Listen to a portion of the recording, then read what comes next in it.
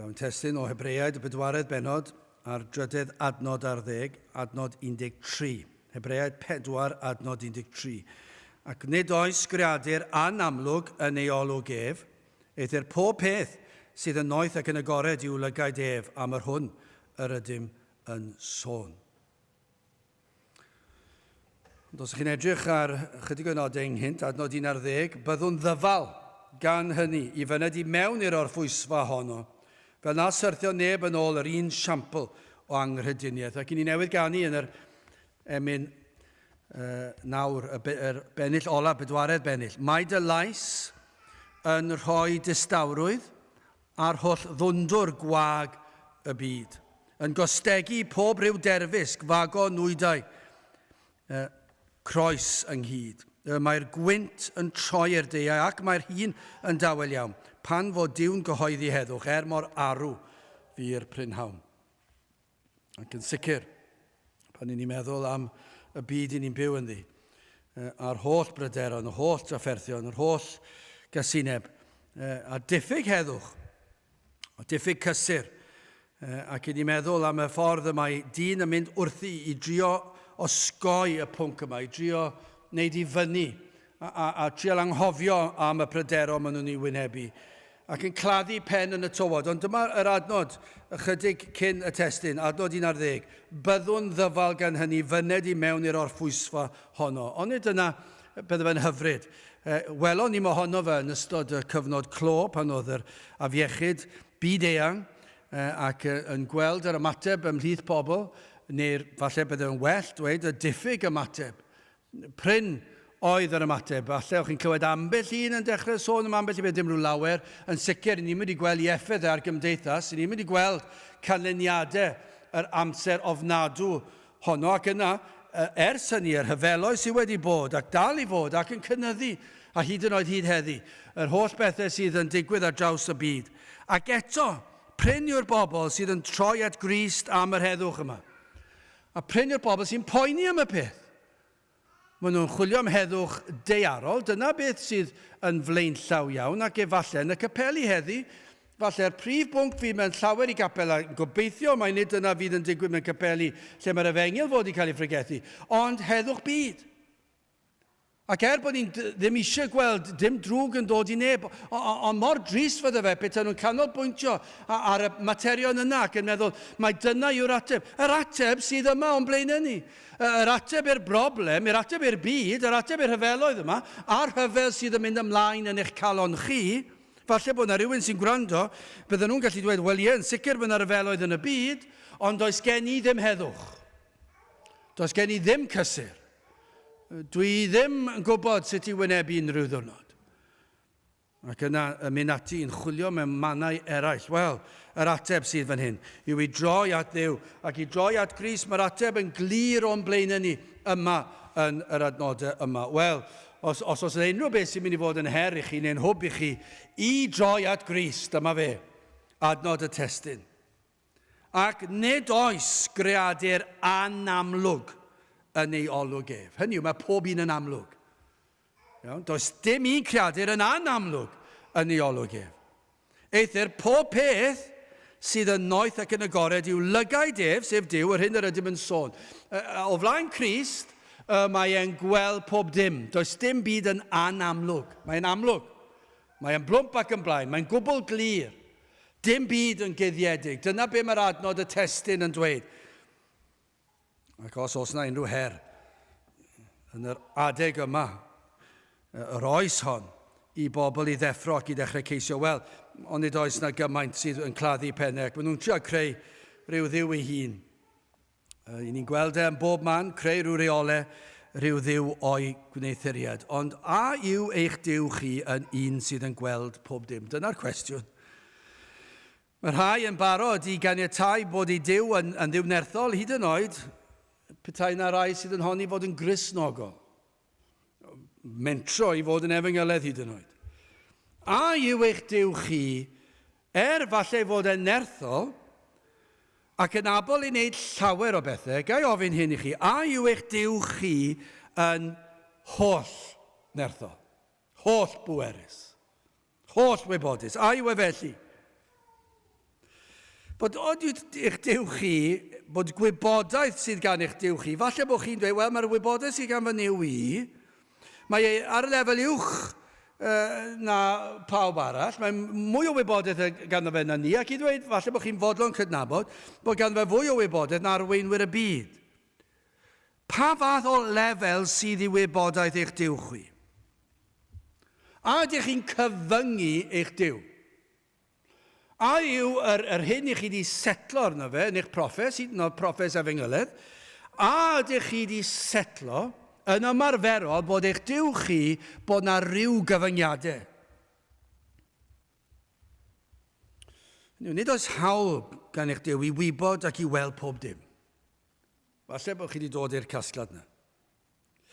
Yn sicr yng nghyd-destun eich bywyd chi eich hun, efallai bod chi wedi dod i'r casgliad, nid yw eich diw chi yn nabod i wybod ac i weld pob dim amdano chi. Falle mai dyna fydd e. Falle byddwch chi ddim yn mentro dweud yna, byddai'r rhai yn, ond falle bod chi'n mentro dweud yna, falle yn ymarferol mae dyna beth sy'n wir. Hynny yw, i chi'n credu mewn diw nerthol, ond dyw e ddim yn holl nerthol. Chi'n credu mewn diw gwybodus, ond ddim holl wybodus. Chi'n credu mewn diw sydd yn bresennol mewn lot o lefydd, ond ddim yn holl bresennol ym mhob man, bob adeg. Sut ddiw sydd ganddo chi? Sut lygaid a sut glistiau sydd gan eich diw chi? Sut fath o ddiw i chi'n addoli, chi'n honni dod i'r capel, ond pan ewch chi adre, mae fel bethau, dydy diw ddim yn mynd i weld hwn, felly sdim ots.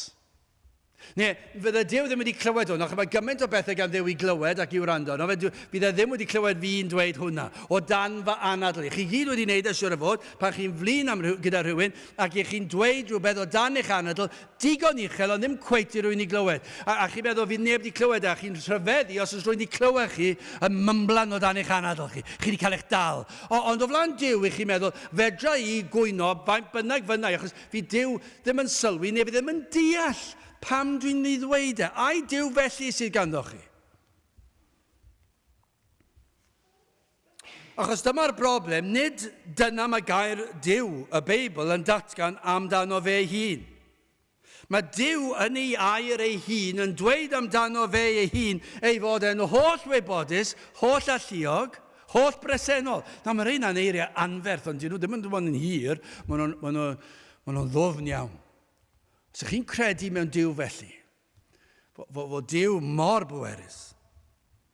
Hynny fod Crist, mab Dyw, yr arglwydd Iesu Grist, yn holl wybodus. Yn wir, mae'r Beibl yn dweud wrthyn ni, fe yw ein creawdwr ni. I ddweud y gwir, fe yw creawdwr y byd. Fe yw creawdwr y bydysawd. Fe yw creawdwr ser sydd mor bell i ffwrdd. Fe yw'r un dwedodd y gair ac yr oedd. Pan dwedodd bydded goleini, yr oedd goleini.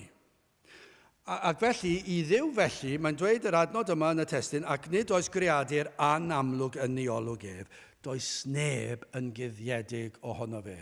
Dim ers y dechrau i'r diwedd. Does dim agwedd o'n bywydau. Nawr, i ni'n gallu deall na, ni ddim yn honni bod ni'n deall e. Beth i ni'n dweud yw beth mae'r Beibl yn ei ddweud, ac i ni'n credu fe. A mae ganddoch chi broblem anferth os nad ydych chi'n credu hwn. Os nad ddowch chi credu hwn. Mae hwnna'n broblem fawr, achos sut fath Dduw sydd ganddoch chi os nad yw yn Dduw ers y dechrau, ers cyn, ganddo ni gynnau, cyn llunio'r byd. Cyn i'r byd cael ei greu hyd yn oed, mae e'n gwybod pob dim, ym mhob man, yn y bydysawd. Sut ych chi'n esbonio yna? Dwi ddim yn gwybod. Dwi ddim yn gwybod sut mae hwnna'n bosib. Ond be fi'n gwybod yw, mae'n gwneud lot fawr o synwyr. I ddweud y gwir, mae'n ei mwy o synwyr na beth chi'n clywed yn yr ysgolion a'r colegau yn dysgu chi am y ffrwydiad mawr. Mae hwnna mor romantaidd ydyw e. Bod yna rhywbeth bach, mae yna ffrwydiad anferth, a mae popeth i glanio mor anhygol, sydd yn amhosib gyda llaw, ond mor anhygol wedi glanio a chreu planedau. Dros y lle i gyd. A mor anhygol yw'r ffrwydiad yma bod yna hael gyfleus gerllaw a bod yna lleiad gerllaw i wneud y llanw o'r môr a bod popeth yn cydweithio. Mae'n anhygol.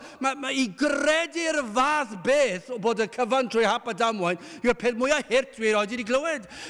Ond pan ych chi'n clywed fod Dyw wedi creu y cyfan gyda'i air a'i fod e'n holl bresennol, mae'n lot yn haws gen i gredu na.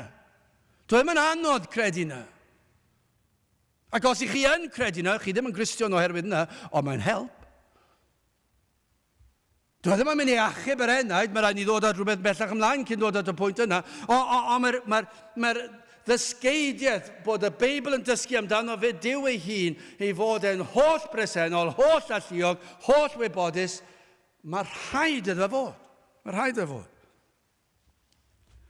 Mae y mor gyffroes yn dweud. Mae'n frawychus a mae'n llawn cysur. Felly mae'r neges yma mynd i fod yn un sydd yn codi dychryn anferth ar pobl gobeithio, ond hefyd yn mynd i ddod ar cysur o'r mwyaf i bobl hefyd gobeithio. A dyna beth yw pregethu'r efengyl. Fe ddyle fe fod. Fe ddyle fe codi ofn. Yngwyneb y Duw holl alluog, perffaith, sanctaidd pur. Ond fe hefyd dyle fe ddod â chysur.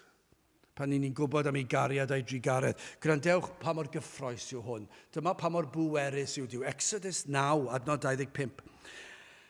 Mae hwn yn anhygoel. A'r cenllysg a gurodd, trwy holl wlad yr aifft, gwbl ar oedd yn y maes, yn ddyn ac yn anifael, y cenllysg hefyd a gurodd holl lysiau y maes, ac a ddrylliodd holl goed y maes. Mae hwnna yn rhywbeth mawr, yn dweud. Yn fonodd Duw y cenllysg yma, a ddynistiodd hyd yn oed, mae'n anodd dychmygu coed. Ac yn adnod 26, yn unig yng ngwlad Gosen, yr hon yr ydoedd meibion Israel ynddi, nid oedd dim cenllysg. Dyna pa mor wybodus yw ein Duw ni. Dyna pa mor nerthol yw e. Am reolaeth sydd gan Dduw, am nerth i anfon y cenllysg ar y fath dir eang yma, milltiroedd ar filltiroedd, a fe nath e gyda'r fath bwer, a fe nath e lawr, a fe nath e'r hyn anfonwyd ei wneud, fe lwyddodd e, ond fwy na yna, nath e cenllysg ddim syrthio ar bobl Dduw. Mae hwnna'n anhygoel. Nid cyd-digwyddiad yw hwnna. Doedd pobl Israel ddim yn mynd o gwmpas fel mae dyn modern yn cyffwrdd pren yn dweud gobeithio na fydd y cenllysg yn dod lawr ar ein pennau ni. Na. Mae hwnna'n wirthiol yn dweud.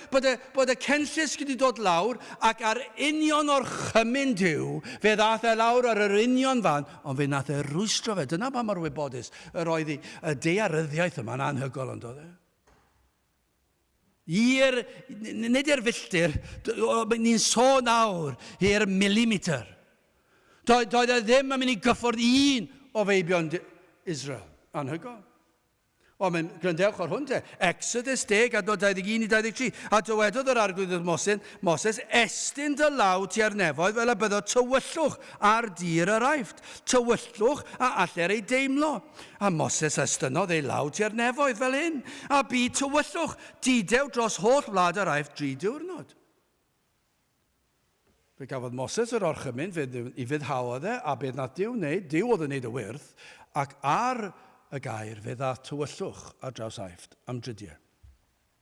Ond, sylwch adnod 23, ni welai neb ei gilydd ac ni chododd neb o'i le 3 diwrnod, ond yr ydoedd goleuni i holl feibion Israel yn eu trigfannau.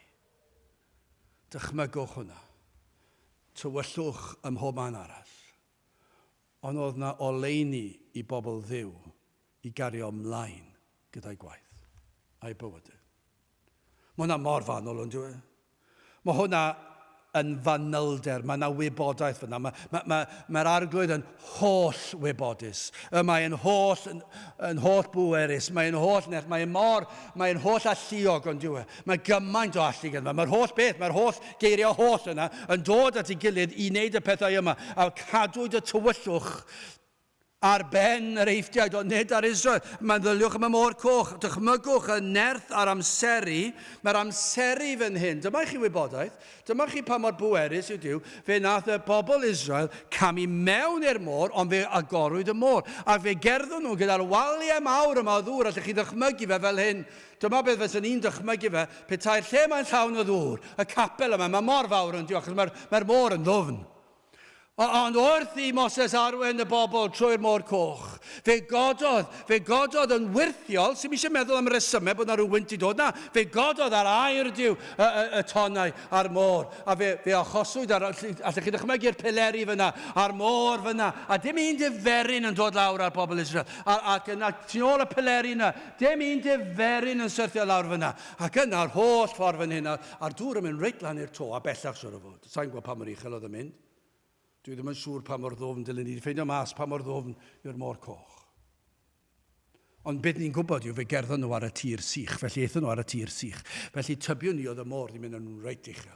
So allwch chi ddychmygu yr Iddewon yn cerdded trwy'r môr coch ar yr union pan oedd y milwyr yn dod tu ôl iddyn nhw. Ond dyma beth sy'n anhygoel, yr eiliad oedd yr un olaf wedi rhoi i drod ar y tir ar yr ochr arall, fe ddath y dŵr lawr ar ben yr eithriad.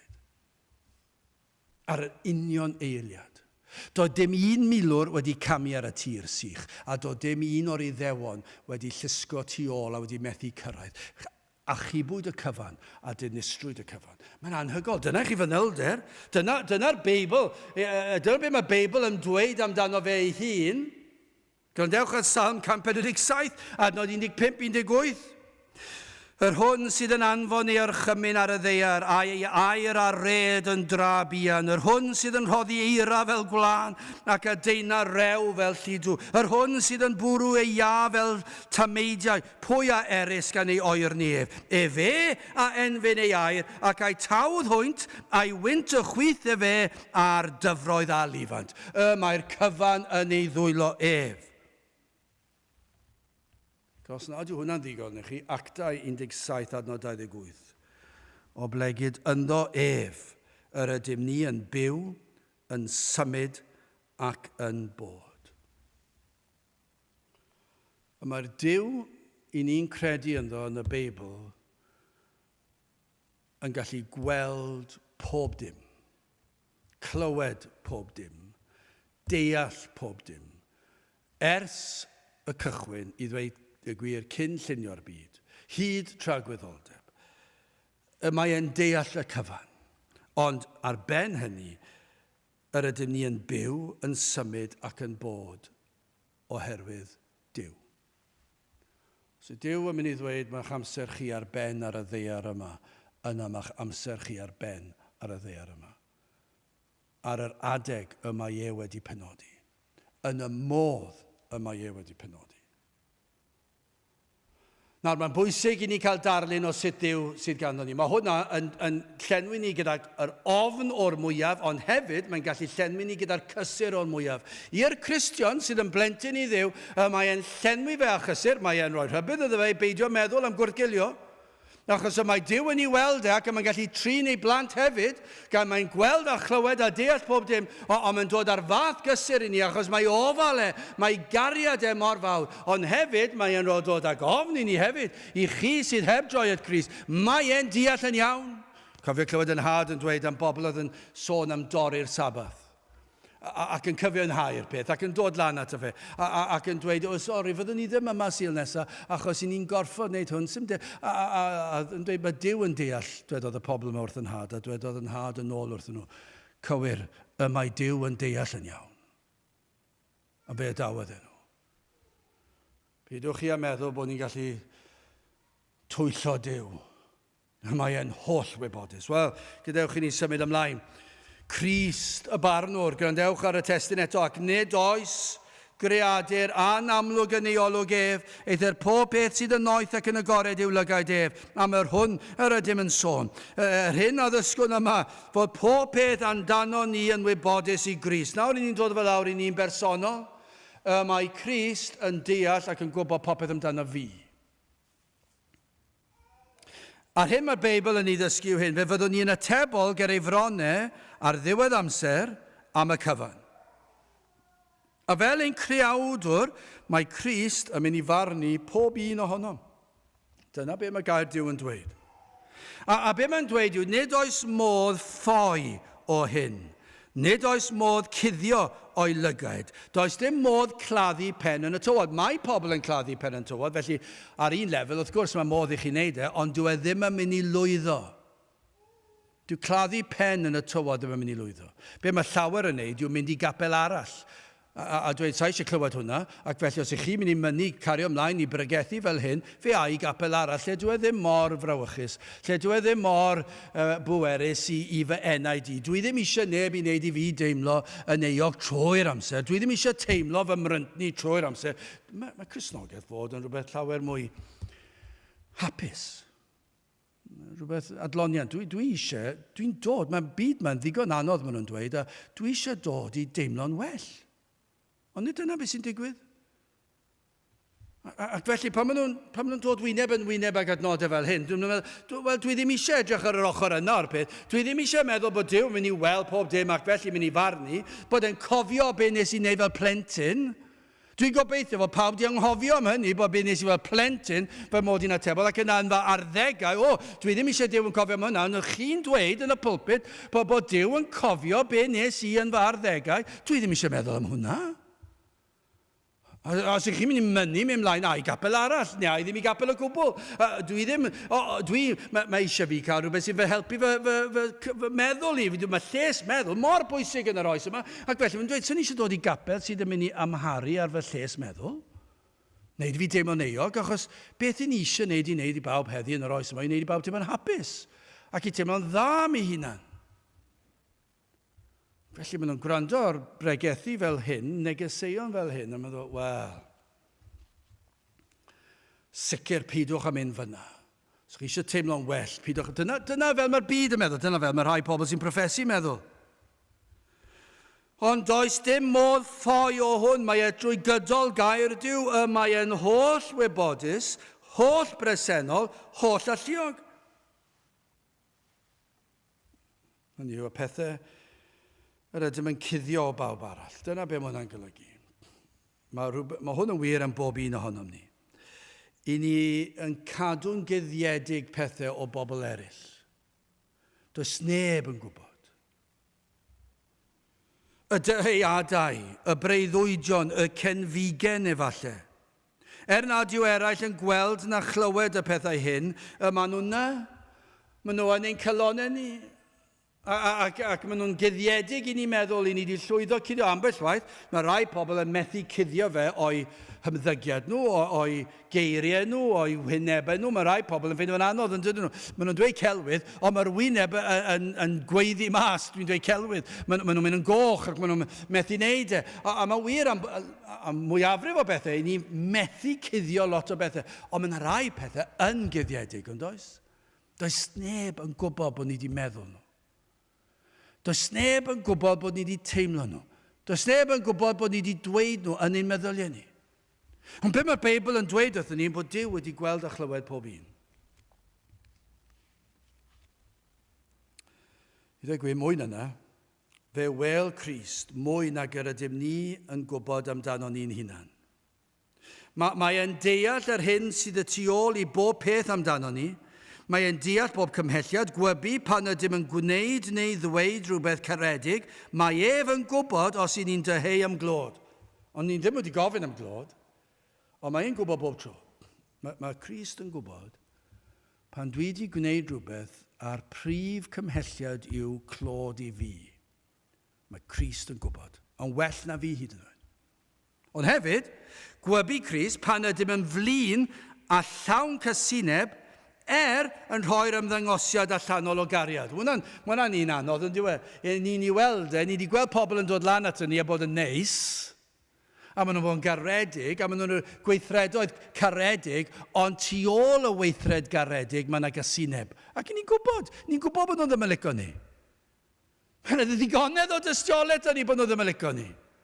A mwy na ddim yn licio ni, maen nhw'n cysau ni. Ni'n gwybod, siwr o fod bod hwnna 99 os na 100%. Ond eto gyd, maen nhw'n dod ar weithredoedd caredig a dweud pethau neis.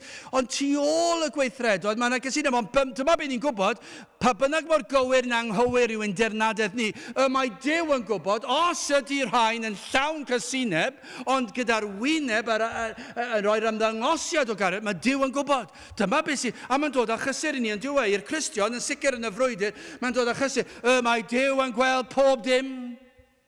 Mae e'n deall y cyfan. Mae Crist yn gwybod am broffes cred ynddo fe. Mae e'n gwybod os mae proffes gyfleus yw i ni blesio pobl. Dyna be mae Crist yn gwybod. Mae Iesu Grist yn gwybod os yw ein proffes ni yn real a'i ffeidio. A thra'n bod yn byw y broffes yma, mae'n gwybod yr hyn sydd yn ein calonau. Yr hyn yr ydym wir yn byw amdano. Mae'n gwybod os nawr fel rhai sy'n proffesu, os ydym ni'n byw i ogoneddu Duw a'i fwynhau ef am byth.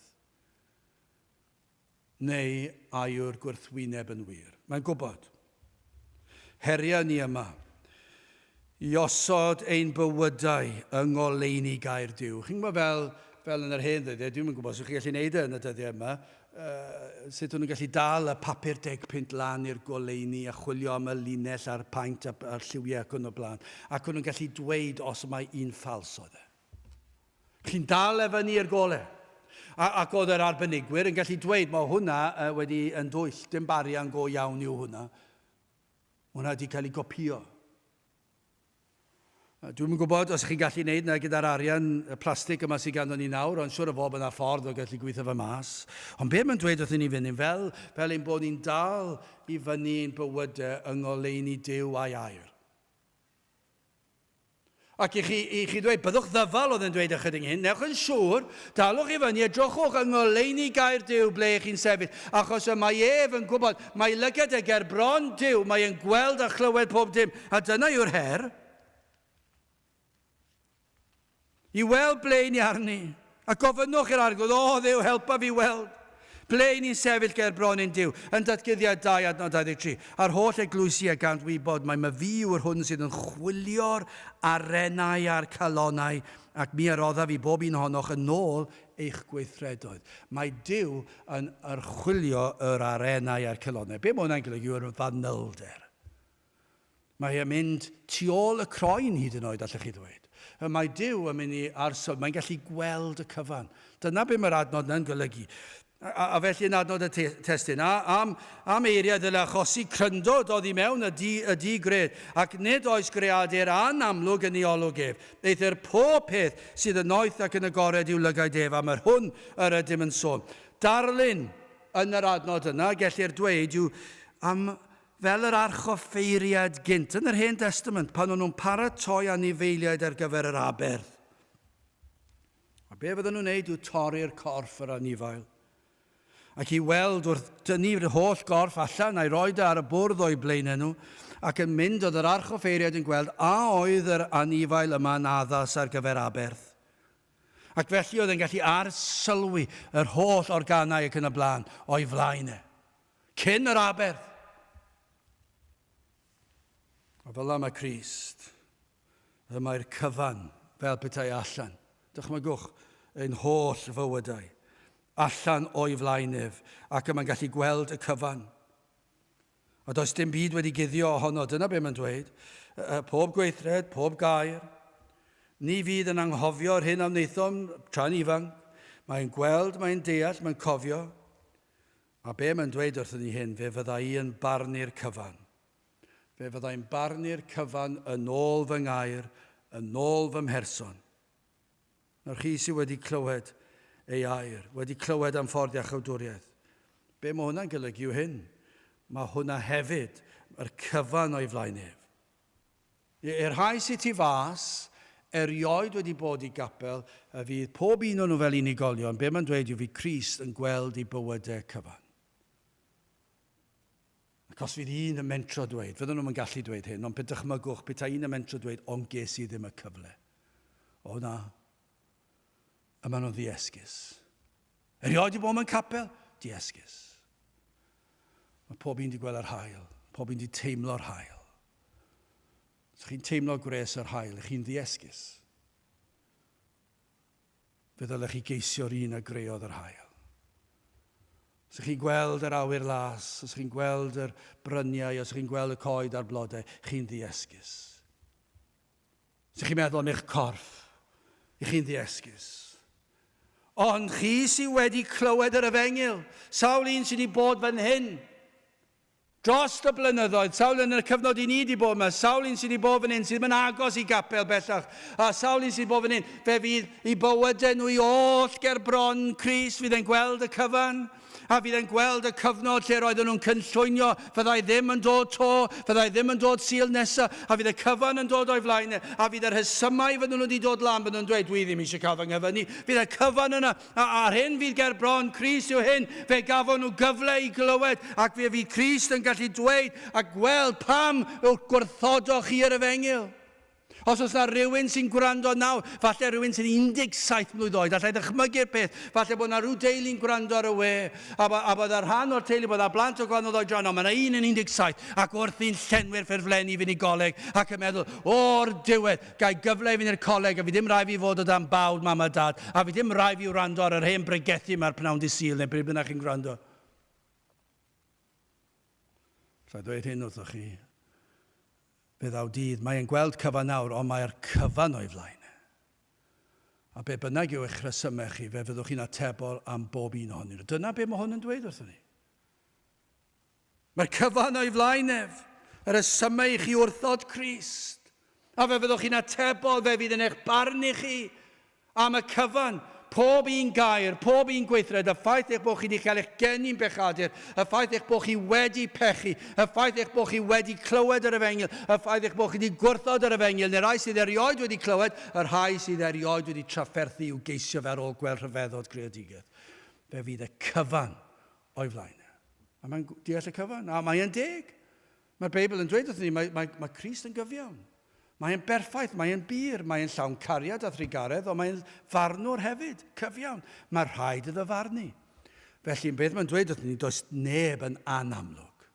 Mae'r cyfan i'w weld yn glir. Wel, i orffen yn drydydd, Crist, yr aberth, am ystyried brawychus sydd yma i bob un. I feddwl y byddwn ni'n atebol am y cyfan, a nad oes dim byd yn guddiedig, ond hefyd am eiriau gysur sydd yma. I'r sawl sydd yn dod at yr aberth.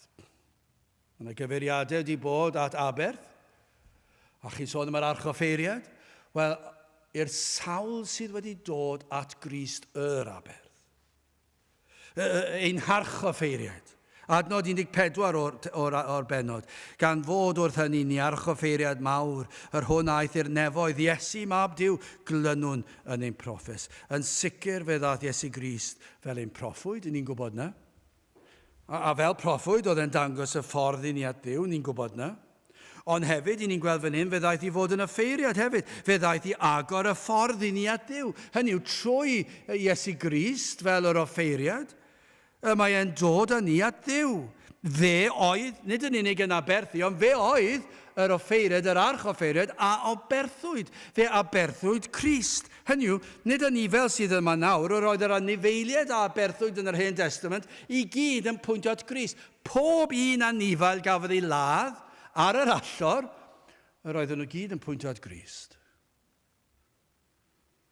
Ac yna pan daeth Crist, yr archoffeiriad. Wel, am offeiriad. Fe ddwedodd fe ddo i, a nid aberthu fyddai'n neud, fi fydd yn cael fy aberthu. Fe fydda i yn rhoi fy mywyd. Fe fydda i'n rhoi fy einioes. Fe fydda i'n cael fy nghosbi, fi pechodau fy mhobl yn cael ei roi arno fi, dwedodd Crist. Fydd yn waed yn llifo, eich mwyn chi, dwedodd Crist. Iesu Grist o dalodd y pris am ein iachawdwriaeth. Crist sydd yn tynnu ffwrdd bob un o'n pechodau. Pan chi'n meddwl pan mae frywychus yw y 12fed adnod, yr adnod cyn y testyn, cynnes bywiol yw gair Duw a nerthol, a llymach nag un cleddyf dau finiog, ac yn cyrheiddyd trwodd hyd wahaniad yr enaid, a'r ysbryd, a'r cymalau, a'r mer, ac yn barnu meddyliau a bwriadau'r galon. Wel, am adnod sydd yn disgrifio. Mae fel disgrifio llaw feddyg a chyllell miniog. Os chi roed wedi gweld unrhyw ffilm o law feddyg wrthi. Ac mae agor y croen, mae eisiau cyllell min does. Ac yna i fynd trwy'r cnawd a'r braster, ac yna cyrraedd y man sydd angen i drin. Mae angen cyllell min arnyn nhw. Ac yna'n ofalus iawn I beidio amharu rhannau eraill o'r corff, yn tynnu ffwrdd, ac yn ail osod, mae'n anhygol ond yw e. Ond y darlun yma yn well na hynny. Mae Crist fel llawfeddyg yn dod i'n heneidau ni ac yn delio ac yn tynnu ymaith yr hyn sydd yn afiechyd y pechod, yna be mae'n neud. Mae e'n delio ar pechod. Mae e'n gwybod ble mae'r problem, mae'n deall y cyfan a mae'n delio da'r cyfan, y gorffennol, presennol a'r dyfodol. Does dim afiechyd yn mynd I ddod nôl, dwi ddim yn mynd I amharu bywyd yn nes. Be mae'n dweud? Fe na I ddelio a phechod unwaith am byth yn well ag unrhyw lawfeddyg. Mae'n cael gwared ar bob pechod fel na. Does dim un ar ôl i'w gosbi. Mae Iesu Grist yn cael ei gosbi am bob un. Mae'n cymryd fel llawdriniaeth yma ein pechod ni a'i osod arno fe ar y groes. A mae'n cael ei gosbi am bob un ohonyn nhw. Dyna'r athrawiaeth. A be mae'n dweud wrthyn ni, nad yw e'n gadael dim un ar ôl. Gyda fi ychydon, llawfeddyg ddim yn siŵr. Goffo roi triniaeth ar ôl. Ac yna maen nhw'n dweud, ie, ni'n siŵr nawr weddol. Ond gyda Duw, pan mae'n delio gyda'n pechod, mae e wedi addo a mae e mor bwerus, mae e mor alluog. Mae e'n gwybod yn union beth I wneud a mae'n delio gyda'r pechodau oll. Ac mae'n cael ei osod arno fe. Ac mae'n cael ei gosbi'n llwyr am ein pechodau ni. Mor fanwl, mor wybodus yw e. Ac yna mae'n ein gorchuddio ni ar ôl y lawdriniaeth. Mae'n delio dyn ni, allwch chi wedi, mae'n cael y corff nôl yn iawn, allwch chi ddeud os chi eisiau mynd ar dalun mellach, a mae'n rhoi gwisg o gwmpas ni. Clogi'n cyfiawnder Crist, sydd yn peri fod yr enaid yn berffaith yng ngolwg Duw. Mae'n golchi ni'n lan. Does dim un pechod bellach ar ôl I ni'n atebol amdano. Ac felly, pan mae Satan yn dod ac yn ein temtio I amau, ac I gwestiynu, a pan yn teimlo y pechod yn ein cylonau ni, ac mae'n teimlo'n drwm ac i'n bryderus efallai daw ofn o adnodau fel hyn. Beth os gwel? Mae'r adnod yma bod does dim byd yn amlwg, a fel rhywun sy'n fod yn Gristion, ni'n gallu ofni, meddwl, wel, odi Duw wedi gweld hwnna, dwi wedi gwneud hwnna fel Cristion. Beth os yw'n gweld fy anghrediniaeth? Odi yn mynd I weld fy mod I wedi ame fe? Ame fy mod i'n blentyn iddo fe, ar ôl iddo fe, wneud y cyfan I fi, a falle bod yn codi ofn. Beth os yw'n gweld fy mod I dal I bechu a dwi wedi honni a di farhau? Ond onid oes na ateb yma, mae yna gysur yma, os ydyw Duw, os ydyw Crist yn gweld pob dim, nid oes dim yn gyddiedig ohono, yna mae'r lawdriniaeth a wnaeth wrth I ni ddod ar droed y groes, mae e mor berffaith, mae ei faddeuant e mor gyflawn, mae e wedi addo madde'r cyfan, mae wedi addo golchi pob staen, mae ei gyfiawnder yn ein gorchuddio ni'n llwyr, nid oes yr un pechod ar ôl i'w gosbi. Felly mae wedi maddau ni yn anghrediniaeth ni. Hwna'n anhygol, dwi? Pan ni wedi amau fe, ac ofni a ydyn ni yn eiddo iddo, mae e'n barod wedi maddau'n anghrediniaeth ni. Dwi'n ddim yn cyfiawnhau anghrediniaeth. Fe ddylen ni edifarhau o hynny, ond beth I ni'n gwybod yng ngolwg Duw, y mae'r cyfan wedi faddau, achos fe welodd e'r cyfan. Does dim byd yn guddiedig ohono. Gan I Grist yr aber gael ei gosbi am bob camwedd. Am gysur hefyd, mae e'n ein caru ni cymaint. Nid yn unig iddo roed ei einios drosom, ond mae e'n gwybod y cyfan am ein gwendid a'r hyn sydd ei hangen arnom ar gyfer taith bywyd. Dyw e ddim yn atal dim daioni oddi wrth ei blant. Dyna'r addewid. Chi'n gwybod beth? Mae Crist yn gwybod sut wythnos sydd o'n blaenau ni. Mae'n gwybod os ni'n bryderus neu'n ofnus.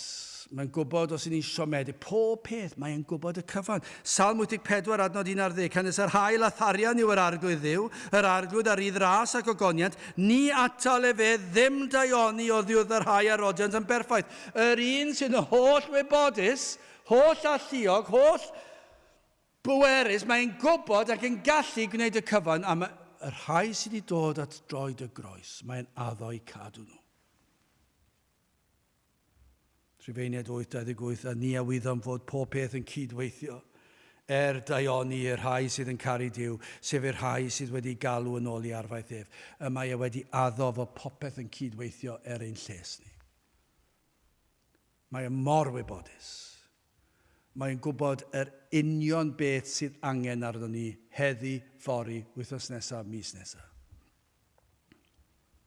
Am adnod yw ein testyn. Yn sicr mae'n adnod o rybydd i'r pechadur I geisio Crist. Ydych chi'n mynd I fentro cario ymlaen gyda'ch bywyd ac yn gwybod ei fod yn gweld a chlywed a deall y cyfan a fe fyddwch chi'n atebol am bob un pechod. Os ydy hynny yn eich siglo chi, ateb yw dewch at Grist. Ceisiwch ei wyneb byddwch ddyfal, byddwch o ddifri, ceisiwch efo'i holl nerth. Dewch at e, galwch arno, plediwch ag e. Dewch at droed y groes. Ond am adnod y gysur y sawl sydd wedi bod wrth droed y groes. Mae'n llenwi ni gyda hyder a llawenydd. Ac nid oes greadur anamlwg yn ei olwg ef. Either pob peth sydd yn oeth ac yn agored i'w lygaid ef am yr hwn yr ydym yn sôn. Gadewch I ni weddio. O Dduw, I ni yn diolch I ti am dy nerth, am dy wybodaeth, am dy allu, ac am dy gariad, ac am dy ras, ac am dy drigaredd, ac yn gweddio bydd na rai yn cael ei tywys trwy nerth yr ysbryd glân a droed y groes, ac yn derbyn y maddeiant, y ffydd I gredu. Teir gweithiau ni'n plith, I ni gofyn hyn oll trwy enw ac heiddiant ein harglwydd Iesu Grist. Amen.